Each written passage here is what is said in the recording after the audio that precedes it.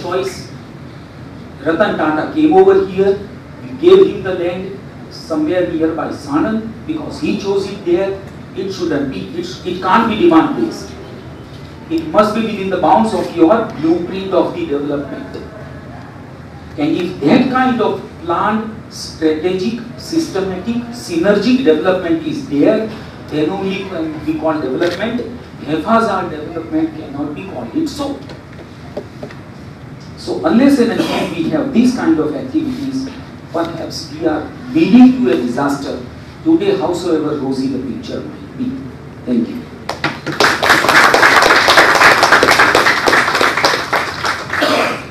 Rightly pointed out, sir. Whatever the waste he generated, he just put in his pocket.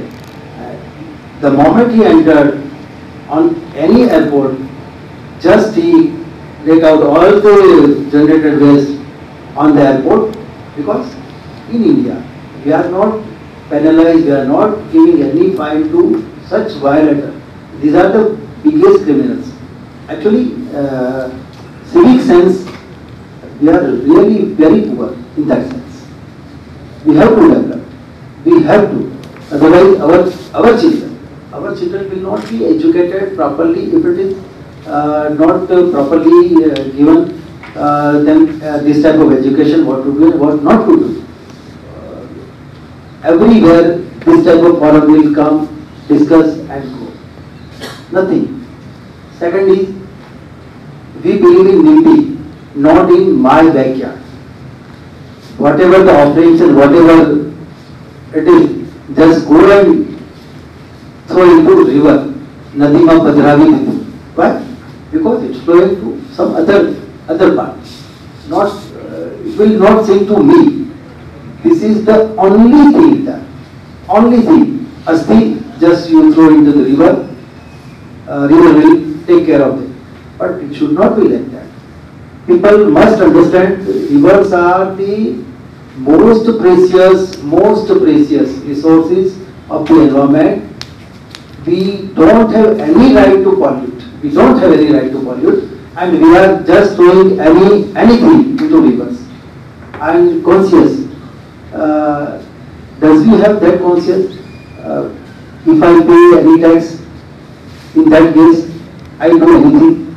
I am paying water tax to municipality, so all the time I will open my tap because I have paid. Is it so? No, it should not be like that. We have to understand.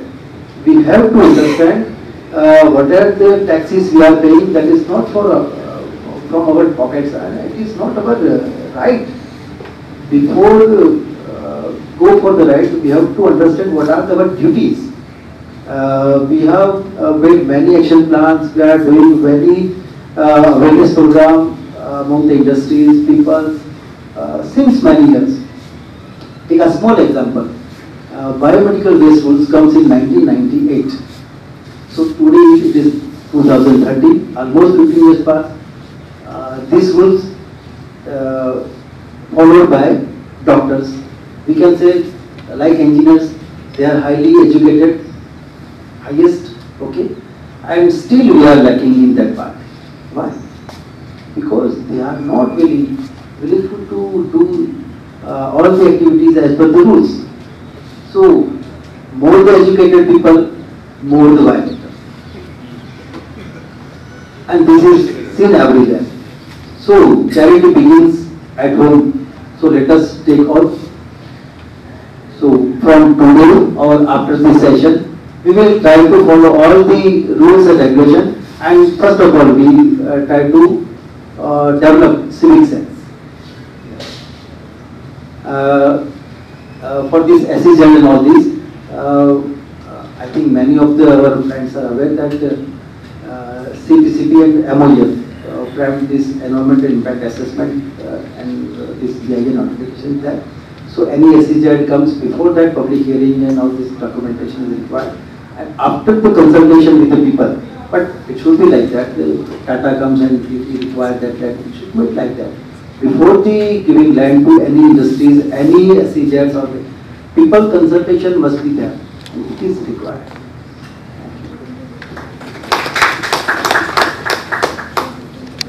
many rivers. Each rivers have a different characteristics. There are so many rivers are there. Vivek has rightly told that we start encroaching the rivers. Floods normally occurs in the rivers after 5 years or 6 years or 10 years. And after 10 years we see any flood in the river, we see that there is a disaster. But this is not a single day phenomena. Every year we are encroaching in the river, and due to the encroachment goes on increasing. So there is a cumulative effect after 5 or 10 years, it creates a problem for the flood flow. So in Gujarat, we don't have any river boundary defined by the department. So first thing is that every river should be defined that what is its boundary. No river has, revenue authority or irrigation department has not fixed any river boundary. There are certain private survey numbers that are in river itself. So when it goes to the planning authority like corporation, so corporation without seeing, they may sanction the plan, or either they may put a zoning like this, that a recreation zone or something. In recreation zone certain activities are allowed. So they may construct inside the rivers. So like this, these survey numbers are which are falling inside the river. If the boundary of the river is defined, then no development can be allowed within that boundary. Second thing, in Gujarat, no river has a regulatory authority. Actually, each river should have its regulatory authority with the zoning pattern or blueprint. So development along the river can take place accordingly. This regulatory authority, that means planning is fixed by this regulatory authority. Whatever the planning shall be approved by this authority, then only the construction shall be taken place nearby the river. So river also, the zoning shall be defined that what should be the allowed within the 50 meter from the river boundary, 100 meter from the river boundary, or 500 meter from the river boundary. So that will preserve the throughout you can say 50 years or 100 years, that the river will remain same. Otherwise, if you don't have any boundaries, river may take different shape after due to urbanization. As we know that by 2020 or 25, 50% of the population is living in the urban areas. So naturally they will start staying along the rivers. So we don't find any bank to go, means to the inside the river, or people cannot see even the river. So that 2 points are required, that river regulatory authority. So each river has different characteristics. I told you that so there is the different zoning rules for each river. Second, there is always conflict between the corporation, revenue authority and the irrigation department. Planning authority is giving its own way the permission. They may not be consulting even irrigation department also. So there should be a coordination between all these authorities. Likewise in industries, just like any industry is required to dispose the sewage waste. So naturally they will see that what is the output of this effluent, and the GPCB will check that okay, this is the permissible limit and you can discharge in the creeks or somewhere. These creeks ultimately meeting to the river. But this permission is given by GPCB, other department are not knowing. Ultimately, this all pollution goes to the either creeks and either farmers are using or either going to the rivers. So for that coordination between GPCB, once they are giving permission, they have to take either concerned authority also knowing that which industries they are giving permission. So every department is working isolation. When you are talking about the water bodies, preserving of the water bodies, the concerned authority, all the authorities, at least one of the members, so constitute a authority, and in this authority they will see that how to give the permission, and they have a legal framework, means that power should be given this authority also, that they can take legal action to this any industries or either unauthorized development has been taken place. So these are the three major, I think, issues that we should take care particularly in Gujarat also. Certain in other states they have regulatory authorities there for certain rivers, but in Gujarat I don't think that any river authority is there. So we should think about the river authority also. It's I think very easy because I need not to discuss quite points that have been already discussed. I would like to bring 2-3 actually important points here. From the perspective of actually river, Ravadi Sahib has already told that river boundary need to be defined.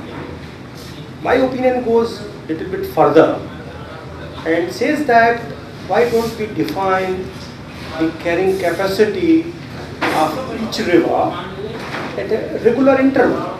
That I think when Ramesh was there in Surat Irrigation Circle, he conducted the survey for the entire river stretch together with Surat Municipal Corporation, and they try to calculate the carrying capacity of the river. Can't we do similar way, let's say, for the other rivers, which are there in the state? That's one point.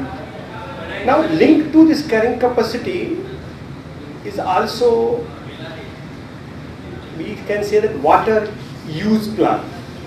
If there is a low water, we call low flow. If there is a low flow, then we can say that this is the minimum amount of water which need to be somehow discharged from a given dam.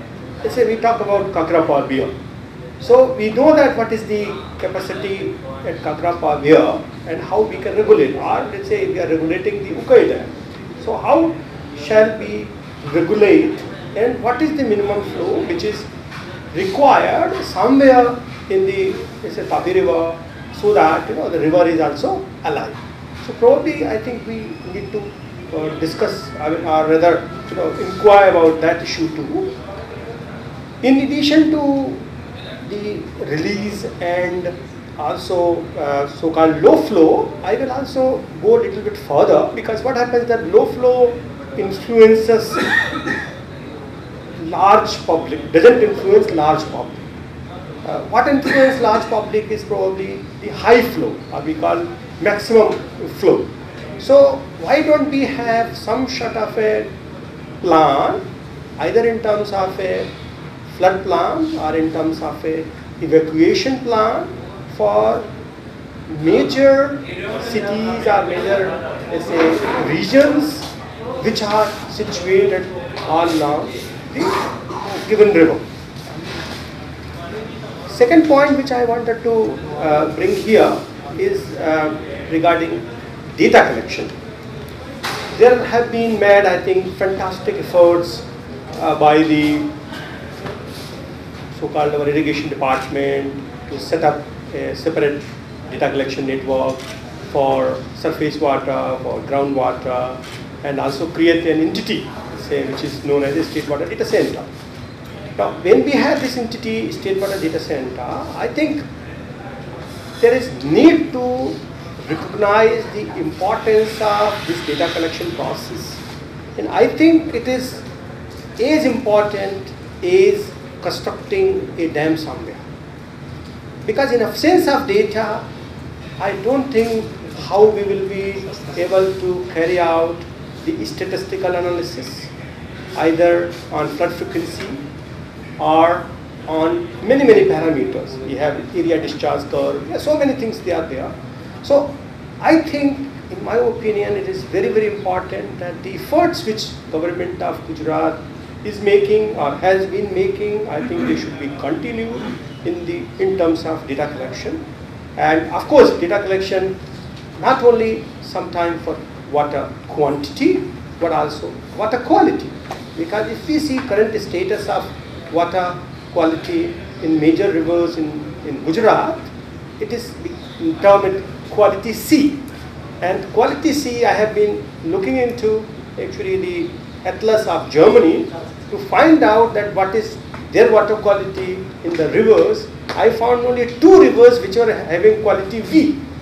The rest of the rivers, they are having water quality A.